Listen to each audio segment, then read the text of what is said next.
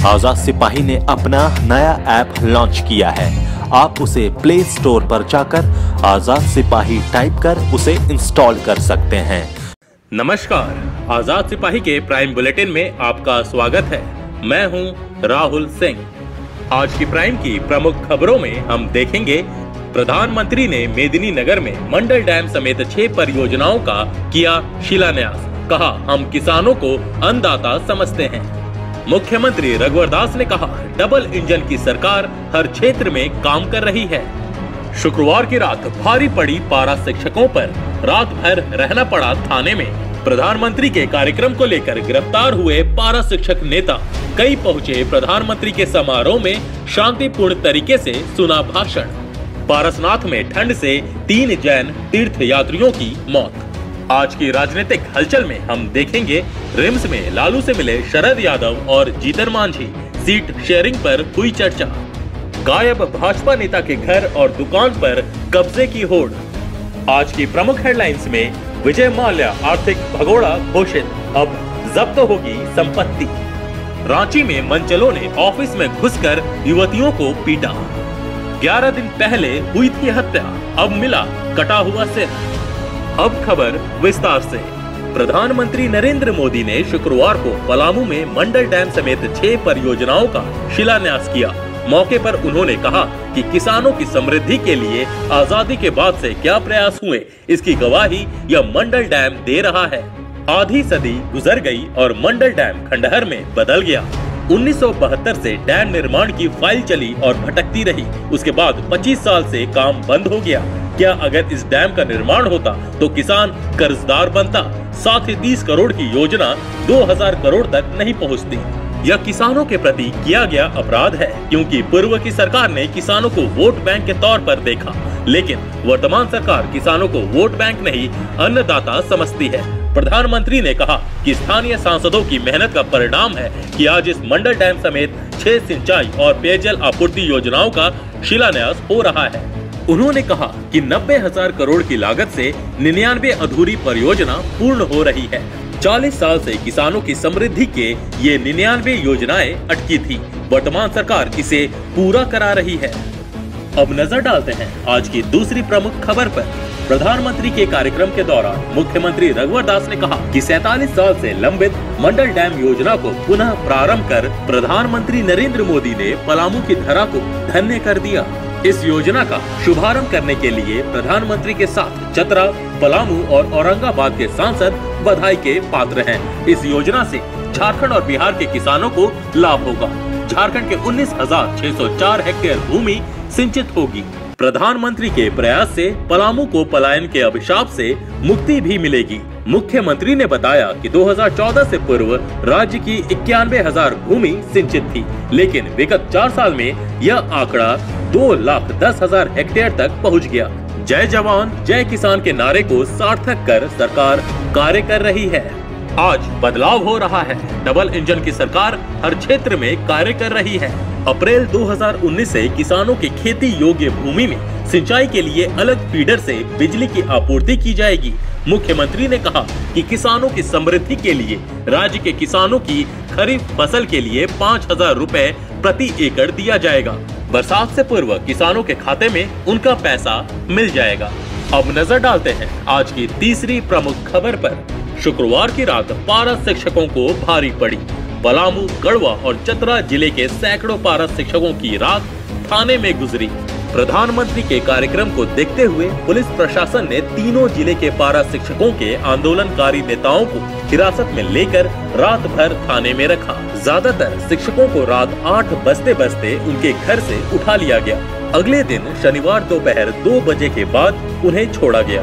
इनमें कई पारा शिक्षक नेता ऐसे थे जिन्हें 15 नवंबर को आंदोलन के दौरान जेल भेजा गया था। उनकी तारीख शुक्रवार 5 जनवरी को एसडीओ कोर्ट में थी, जिसमें उन्हें हाजिरी भरनी थी। ऐसे शिक्षकों को पुलिस अपनी निगरानी में एसडीओ कोर्ट लेकर पहुंची। पुलिस प्रशासन की इस हरकत से पारा शिक्षकों में काफी नाराजगी है।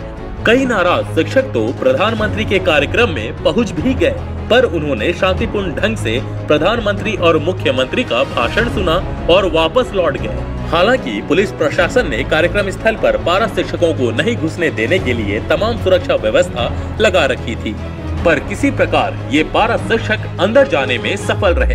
पलामू में पीएम नरेंद्र मोदी के कार्यक्रम में किसी तरह का व्यवधान न हो, इसे लेकर प्रशासन पूरी तरह चौकस दिखा। खासकर पारा शिक्षक कार्यक्रम में विघ्न न डाल सके, इसकी आशंका को लेकर जिले भर में कई पारा शिक्षक नेताओं को हिरासत में ले लिया गया।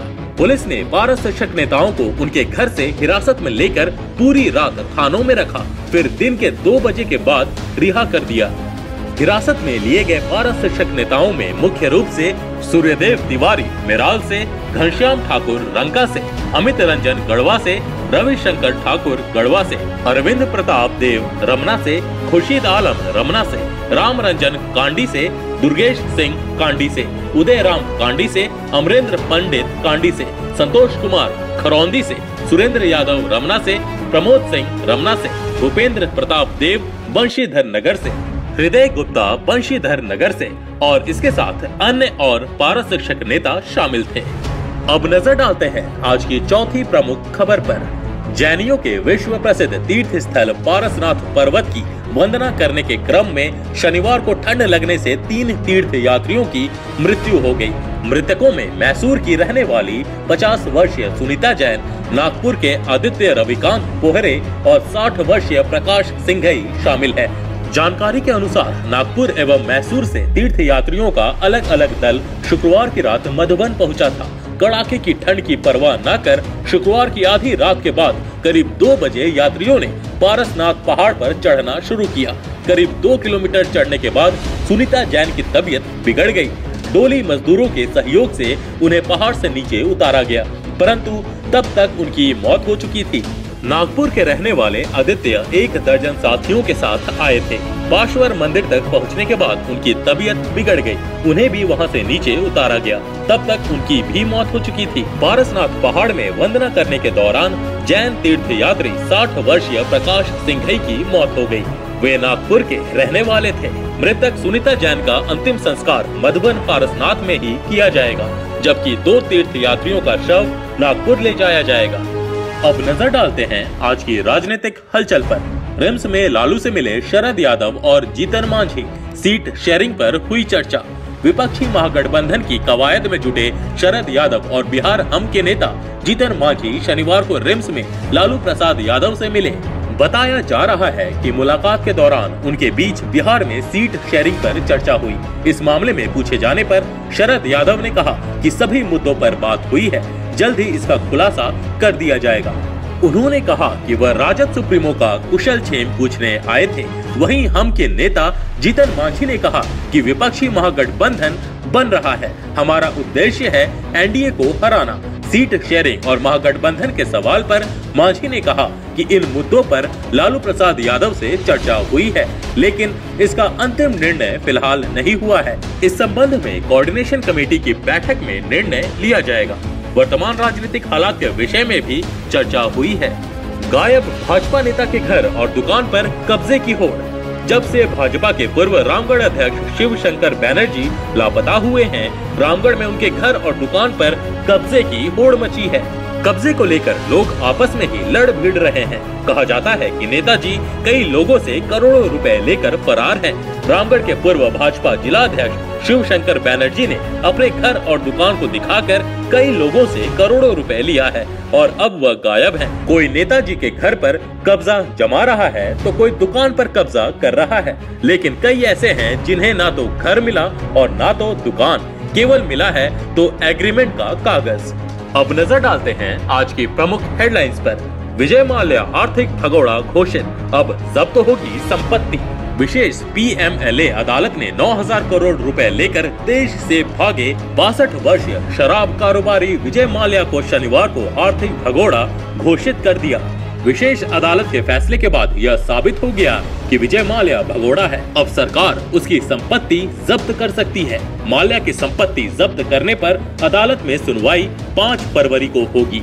पीएमएलए कोर्ट ने विजय माल्या की अपील करने के लिए कुछ समय दिए जाने की मांग को भी खारिज कर दिया है। रांची में मंचलों ने ऑफिस में घुसकर युवतियों को पीटा। राजधानी में मनचलों का विरोध करना तो युवतियों को महंगा पड़ा। हर दिन हो रही छेड़खानी से तंग आकर प्रिंटिंग प्रेस में काम करने वाली 2 युवतियों ने छेड़खानी करने वाले युवकों को बीच सड़क डांट दिया था और उनका विरोध किया। इससे गुस्साए मनचलों ने युवती के प्रिंटिंग प्रेस में घुसकर पिटाई कर दी। घटना रांची के हिंदपीढ़ी थाना क्षेत्र के नाला रोड स्थित एक प्रिंटिंग प्रेस की है। 11 दिन पहले हुई थी मौत, अब मिला है कटा हुआ सिर। राजधानी रांची से सटे बुंडू में पुलिस ने एक बच्ची का कटा हुआ सिर बरामद किया है। बच्ची की पिछले साल दिसंबर में हत्या कर दी गई थी। 25 दिसंबर की शाम को कराम्बू गांव के एक खेत से मासूम का शव बरामद हुआ। उसका सिर गायब था। बताया जाता है कि बलात्कार के बाद मासूम की हत्या करने वाले वहशी दरिंदे उसका सिर काटकर ले गए थे। घटना के 11 दिन बाद शनिवार की सुबह कराम्बू गांव के एक खेत में ग्रामीणों को बच्ची का सिर मिला। आज के आजाद सिपाही प्राइम में बस इतना ही। देश विदेश की तमाम बड़ी खबरों के लिए आप पढ़ते रहिए अपना लोकप्रिय दैनिक अखबार आजाद सिपाही। और हाँ, आप हमारे इस YouTube चैनल को सब्सक्राइब करना ना भूलें। जुड़े रहिए आजाद सिपाही के साथ। धन्यवाद।